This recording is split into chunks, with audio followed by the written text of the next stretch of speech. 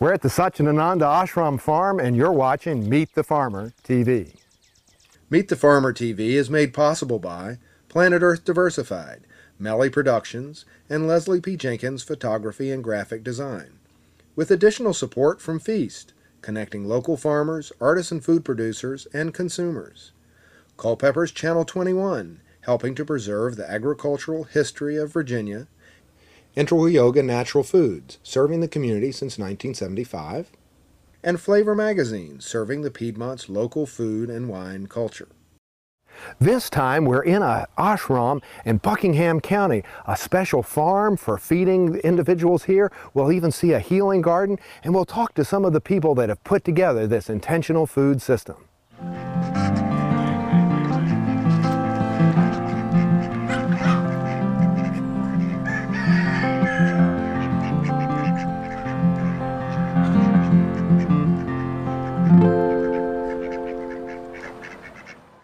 We're here at the Satchidananda Ashram Farm with Sharada Stish, the Vice President of Operations. We're going to look at the farm, look at their effort to create a model system for other communities, and we'll find out how they can feed themselves and other members of the local community.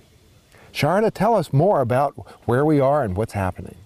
Well, we're down here in the beautiful river basin. The James River is right behind those trees. The Lotus Shrine, which I think you'll see, is over behind those trees. This is some of the most fertile land in Buckingham County, I've been assured by the Extension Agency.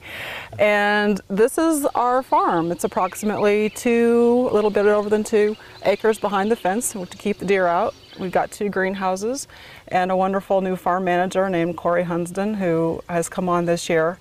This is the first year in a while that the Ashram is running the farm itself. The people who had the lease on the farm, they left, and the farm just sort of fell into my lap. And I was like, oh, what an opportunity to help fulfill the ashram vision of this thing being a sustainable, piece of agriculture to feed the ashram. Mm-hmm. And then it could really fit into the, the model of supporting the CSA, which would be the local Yogaville community.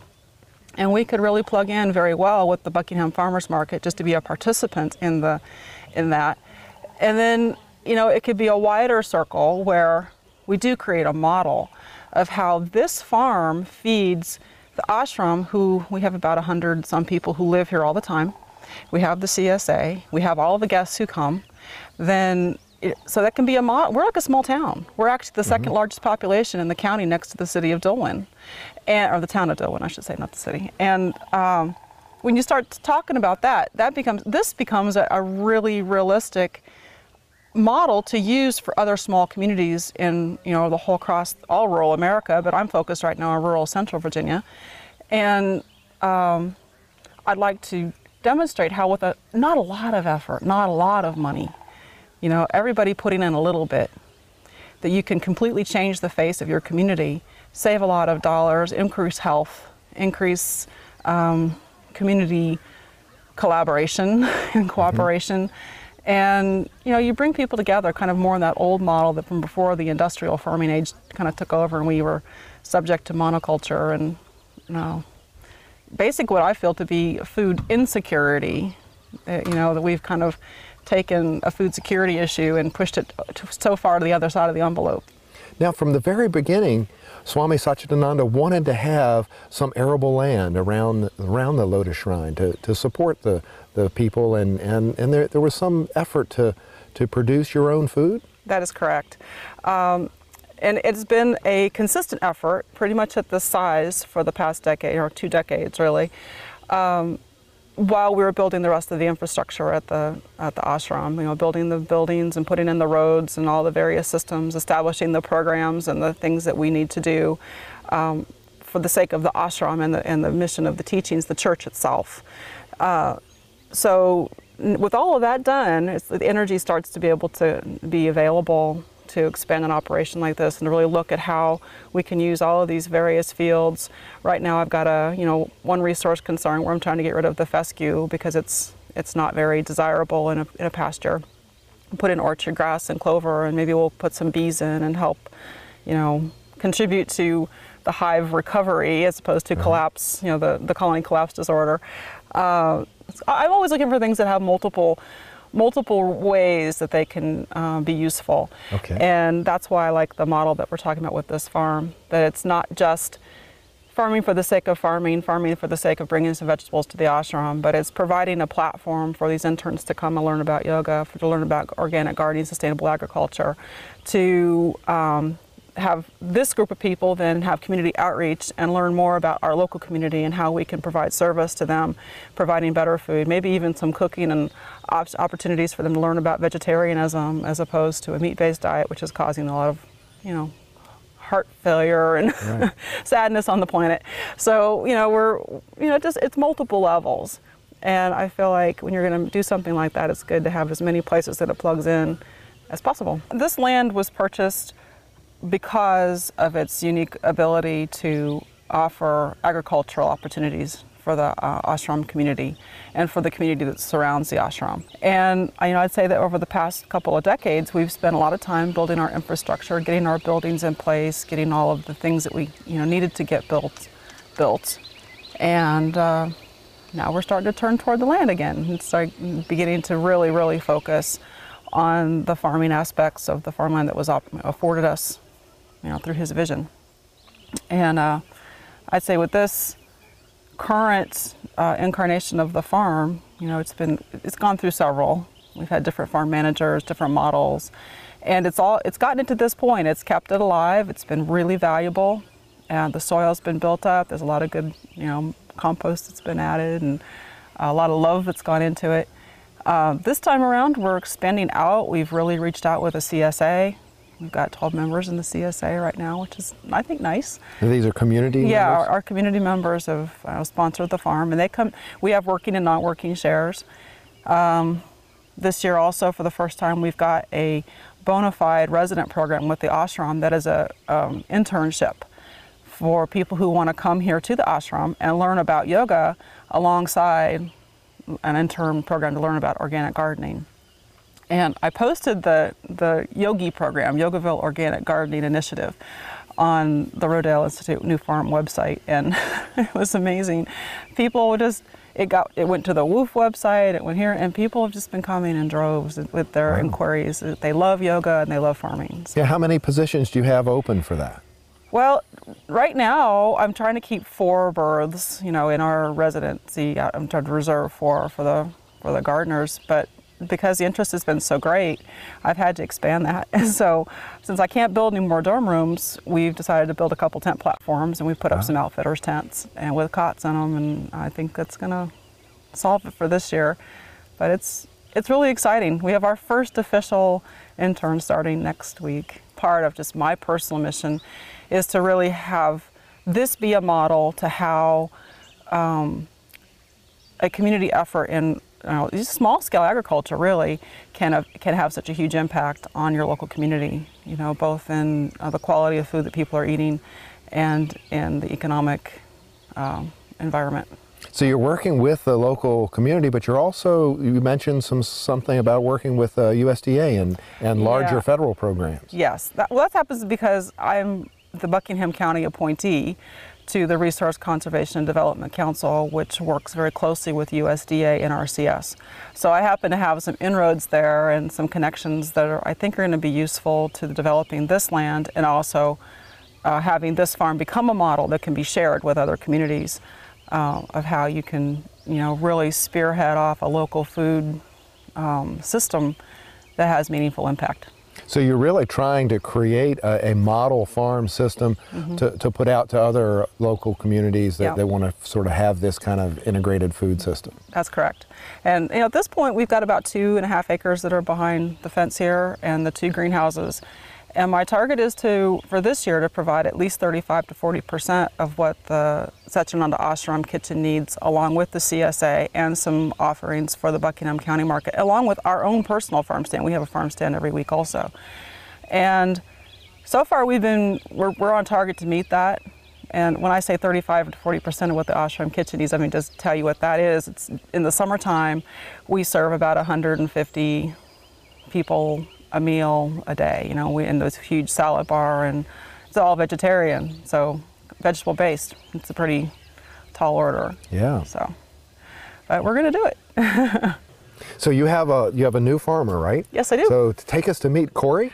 I'd be happy to, yes. I'm Corey Hunston, farmer at Satchidananda Ashram Farm, and you're watching Meet the Farmer TV. Tell us what you got going on. Well, I've got a lot of things going on. It's a beautiful day, of course, and you know, we've got a lot of garlic that we overwintered that went through the winter, and we're taking care of it. And of course, always with a farmer, you're weeding. You know, weeds are part of the program. You know, stay on top of the weeds. But what we've got right now is lettuces getting ready. We've got potatoes up and growing, red cabbage, Chinese cabbage, red and white potatoes. We just transplanted out, tomatoes, chili, cucumbers, eggplant, and my helpers right now are working on, we're getting melons out, and you know, that's what we're doing right now, getting things started. It's early, you know, it's time. It's just, you kind of think it's all, every day goes by, it's getting further away, but it's still only May. Now, the ashram's tasked you with feeding 150 people a day, a vegetarian salad bar, and a farm market, and a farm stand, and a number of CSA members. That's right, and you know, that's just right up my alley. When Sharada hired me, she said, our first priority is to feed the ashram, the kitchen. And you know, being a farmer, I'm the farmer that likes to go out and see. I like working with the plants and getting dirty, and so that was like, okay, I don't have to market. You know, farmers aren't always that great of marketers. You know, marketing's not one of my high points. You know, in other words, dealing with the people. I don't mind that, but every plants day, are okay. That people are tough. Yeah, plants don't have personalities, and I got one. So sometimes, so as long as I don't have somebody coming back at me, it's easier. Okay. Let's walk down there and show us each of the crops. Okay. When I got here, you know, I'm not familiar.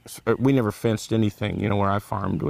So we have such a deer population and stuff here that we had to fence everything. So everything inside the fence is. They jump over the fence and then eat? No, they don't at all. They stay out of the fenced area. But if you don't fence it, they're going to get into it. And you know, they're creatures of habit. They're just like us. If it tastes good, they want some more. So they'll be back. And so everything we've got in the fence is what we're doing right now. And our plans are to go ahead and increase our acreage and fence more, but over the period of time, you know. But I'll show you what we've got growing. We've got some beds we're getting prepared right here, you know. I started on the bottom end of the farm because, you know, as farmers, I like kind of keeping my area, you know, we have a little organization too. There's a method to our madness. Yeah. And so I started on the lower end because there was garlic overwintered down here. Okay.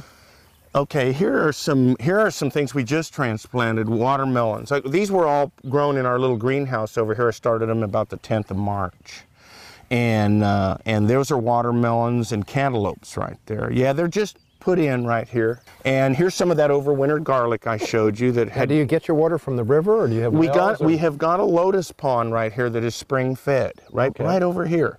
And we've got a little pump house, and we pump, and I'm going to set up a little filter station right up here and run a 5-gallon-a-minute drip system and run it in different sets. Okay. Drip irrigation, I can put on the amount of irrigation the plant uses in the day. Yeah. You know, and I can not control water so many weeds. Exactly, and control my irrigation and put it right where I need it right then. I can have stuff that's needing water right away and just turn it on, and I can put on as little water as I want. If I want to run it for an hour, and it rains, I can shut it off. You know, any other drip irrigation gives us the most flexible.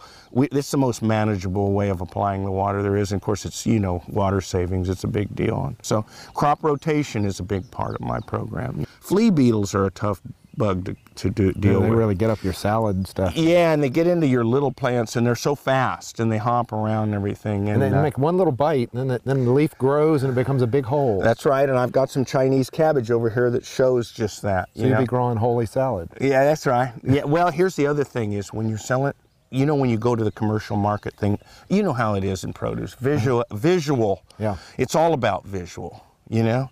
Unfortunately, it's all about visual. So if you take holy lettuce into the market, nobody wants it. Up here, people don't look at the holes when they eat it. That was another part that was very appealing to me. I've grown commercially, and commercially, the buyer, he dictates. You know, he tells you, I don't want this. It's got holes. Right. But you know, there is a lot of imperfect produce out there that's beautifully nutritious. It just doesn't meet the eye. Farm chemicals are, a lot of them are highly toxic. You know, there's a lot of things people use on farms that they claim they need, and I've been there. I've been a commercial farmer at one time, and I believe that for a long time too. And you know, and then finally it's like you realize, you know, this stuff, we wonder why we have health problems. Yeah. And we're, you know, when you start adding stuff to the ground that has health hazards to it and risks, it doesn't make sense. It really doesn't. So you're going to be, I guess, really working sort of an integrated, holistic pest management and soil health, and you've got lots of help. So. Oh yeah, and you know, I'm going to do a lot of crop rotation, cover cropping, nitrogen. I'm going to use a lot of the old methods that are proven, like, you know, crop rotation. That's been around forever. Yeah. And growing nitrogen fixing crops. That's been around a long time. Like the vetches you were talking about. And cover cropping and turning things down and putting them back in the soil and holding the water and everything. You know, it's always been, you know. Well, it looks like you've got a, you know, really nice, healthy, lot of organic matter, nice texture. Gardening is a beautiful thing, but gardening has many lessons. And, you know, us farmers, when we do our own work, we learn those lessons. But the part that we don't realize is other people, you know, that aren't involved, there's something here for them. And with the interns being here, it's been, what we've done is, you know, there's a lot of handwork to do on the farm. And handwork's a beautiful thing. Some people think, well, you know, but the noise of machinery is almost like I don't like it anymore. I've had it so much in my life, you know. And so if you get rid of the machines, you need help. And you need, you know, work. And so these young people that are coming out here have an interest in agriculture, which is neat. Because most everybody anymore has an interest in all the high-tech stuff. You know, agriculture's really still got so much to offer. I noticed they're not wearing iPods while we're reading here. Yeah, well, they could, you know. It's all right. But yeah, it's like there's something going on out here that is special. Yeah, so tell us more. You have a retail location? Yes, the Integral Yoga Natural Food Store has been in Charlottesville and Preston Square for a number of years now. And we've been participating here with local produce, the produce coming off our farm for sale there. And people love it. So we're looking forward to participating more in the future. So we've traveled from Yogaville into town, into Charlottesville, here at Preston Plaza at the Integral Yoga Natural Food Store. We'll go inside and talk to the produce manager, Wahyu Guru. But first, let's talk to LJ. So LJ, what's your involvement with Integral Yoga and what's really important to you here? One of the more important things of working at IY, Integral Yoga, is that it's been here for over 30 years in the same location, serving the community with high quality, mostly organic foods from as many local sources as possible. Local farmers have been bringing their produce here for many, many years, and the community has learned to that this is a great place to come to if you want to get things that are from the local environment. What else do you do? I've been living in Yogaville, and at Yogaville they have a farm, and the farm has been providing produce to the store and to the community for several years also. And I'm also involved in cooking out at Yogaville. I'm a chef there. I cook 3 meals a week, and we incorporate foods from our farm in our cooking and many, many foods from Integral Yoga from the store here in Charlottesville. So Integral Yoga is really iconic in this community, and you're in pretty good company here in Preston Plaza. Integral Yoga is much more than a store where people come to buy their food. It's an integral part of the community, and Integral Yoga represents a philosophy of truth is one, but paths are many. When you come to Integral Yoga, the experience is more than just about food. You find out about what happens at the Satchidananda Ashram in Buckingham, and you can find out about other community activities that are going on. We have a wonderful bulletin board over there where people are welcome to leave any flyers about any events that are happening that might be of interest to them. And We also have lots of, besides our own store here, we have lots of other wonderful stores in the Preston Plaza shopping area. We have the Breadworks, which is very community-oriented, helping many, many people in the community. And we have Body, Mind, and Spirit, which has lots of ongoing programs to help people through yoga and through different programs that might be of interest to them. And recently, Preston Plaza has added the Blue Ridge Echo Shop, which dovetails very well with all the natural and organic products that we sell. And our customers seem to go back and forth between our store and their store and get some things here and some things there. Let's move inside the store. Let me show you some of the things we've been talking about and get you an idea what it feels like to come into Integral Yoga. So what is your background, LJ? And when people come into the store, what are some of the things you can help them with? I've been involved in Integral Yoga for the last 5 or 6 years, and with the Satchidananda Ashram for 7 or 8 years approximately.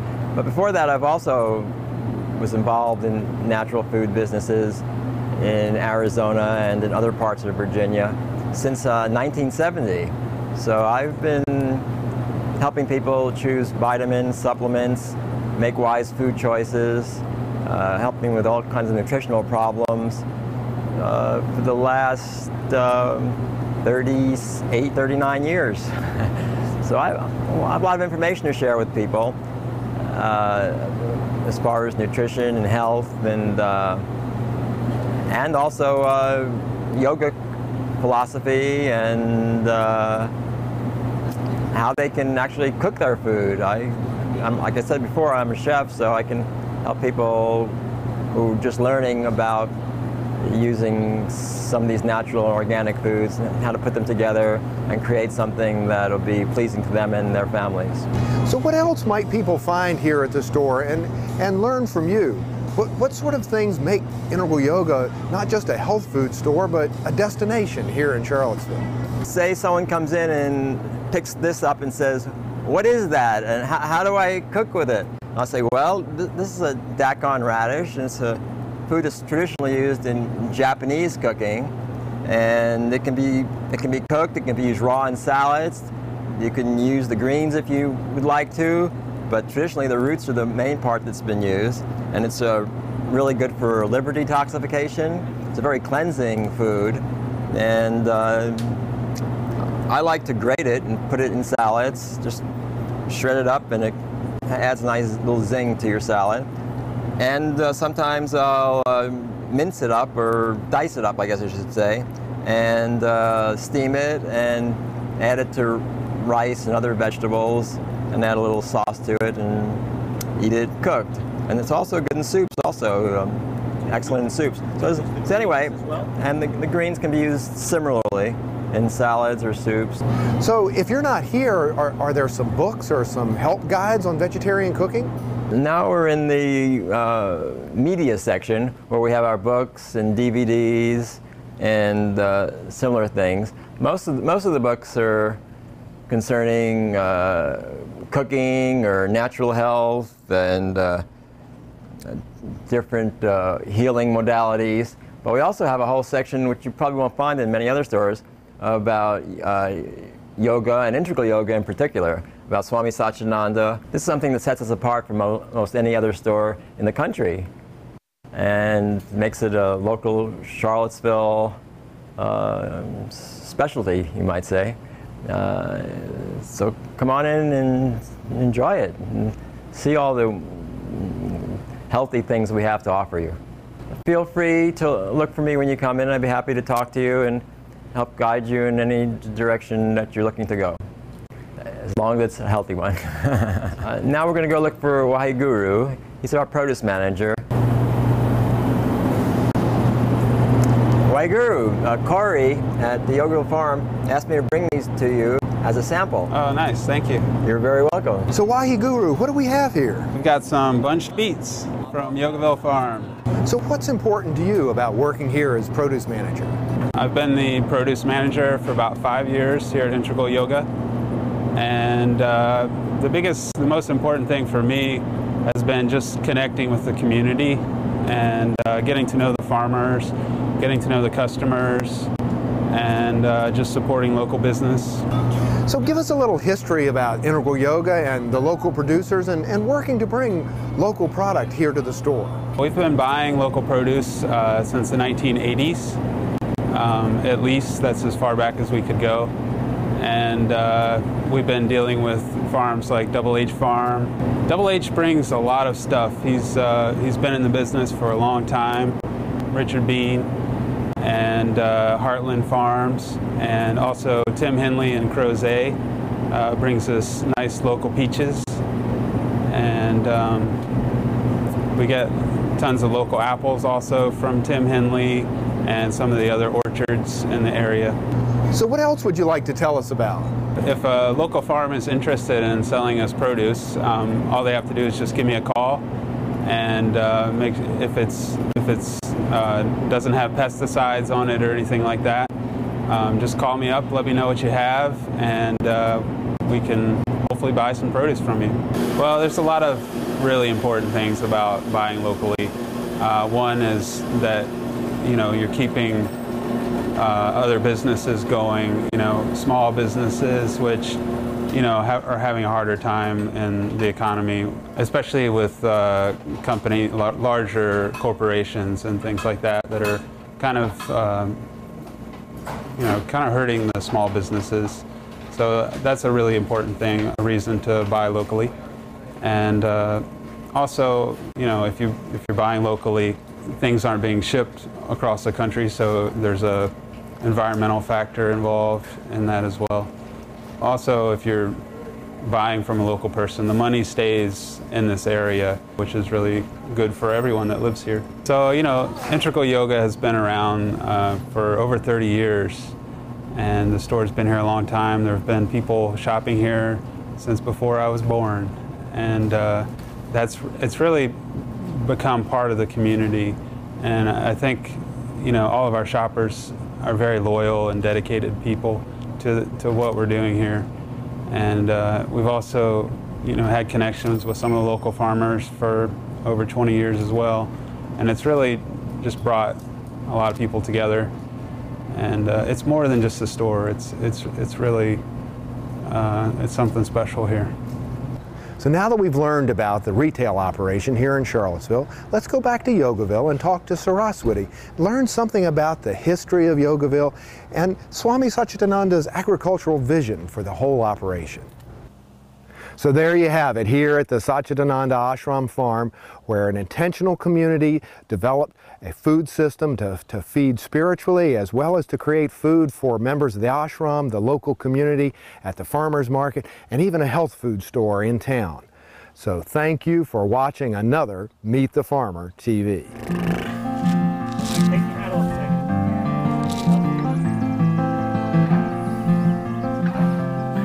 You're watching Meet the Farmer TV.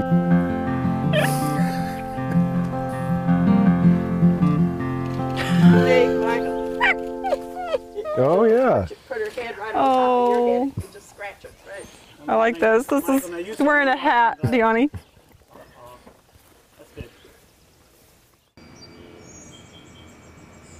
Meet the Farmer TV is made possible by Planet Earth Diversified, Melli Productions, and Leslie P. Jenkins Photography and Graphic Design, with additional support from Feast, connecting local farmers, artisan food producers, and consumers. Culpeper's Channel 21, helping to preserve the agricultural history of Virginia. Integral Yoga Natural Foods, serving the community since 1975. And Flavor Magazine, serving the Piedmont's local food and wine culture.